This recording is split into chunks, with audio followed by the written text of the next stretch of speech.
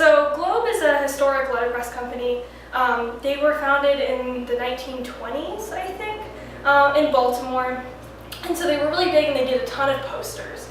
And they were known, they would do like 20 versions of a poster a day, huge production company, and they did used to do burlesque posters in Baltimore. And then in I think 2010, 2011, essentially the company wasn't doing very well anymore. It didn't have as much production happening because letterpress had fallen out of favor due to offset lithography posters, the digital age, etc., etc.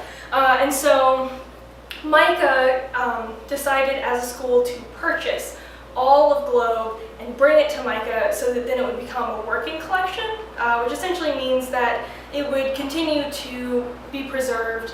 It wouldn't be split up because a lot of the companies that happened to would be sold off onto eBay or onto Etsy, and so, you know, people at MICA really convinced everyone that they should collect everything and keep it together. And so we now have 1/16 of the collection that's currently being used. We have 2 classes, one of them being taught by Bob Cicero, who was the last owner of Globe. So when we purchased it, we brought him in, which is really great. Then we also have Globe interns that come in and do projects.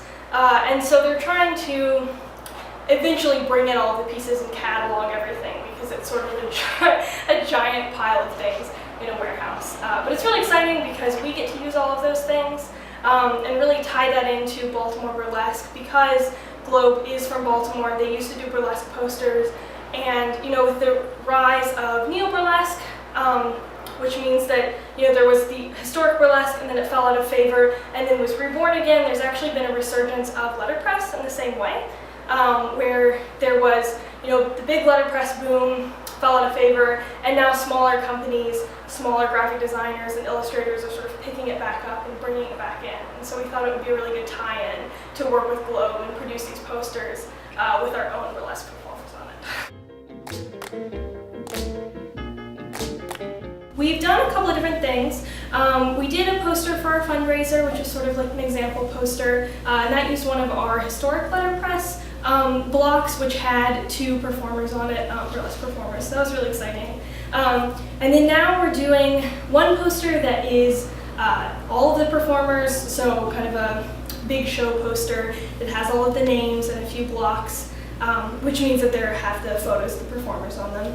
And then we're doing a run for each performer that's in the show. So we have 13 performers, and so there will be a poster for each of those performers made. And so it'll have our logo, Workin the Tease, printed, and then also blocks with the images of each one of the performers and their names, their taglines, and things like that. So, and they're all on kind of different rainbow rolls. And a rainbow roll is a transition from one color to another. It's a printing term, so they're all sort of these gradients of our colors that we've chosen for the show. That's sort of what EDS does, is it gives you an opportunity to do something, but you know that it's actually going to be out there. So it's not like an imaginary project where you're like, this is what I would do, because that happens a lot at art school, is the idea of an imaginary exhibition if you could put in, you know, anyone from like Rembrandt and Picasso and like whatever. But this is real, so you get to be like, all right, so like, if I could actually get a hold of someone, like, who would I put in the show? And I think that's really exciting for this show, especially because we got to be like, who would I put in the show? 13 burlesque performers from Baltimore, and I think that's like really, really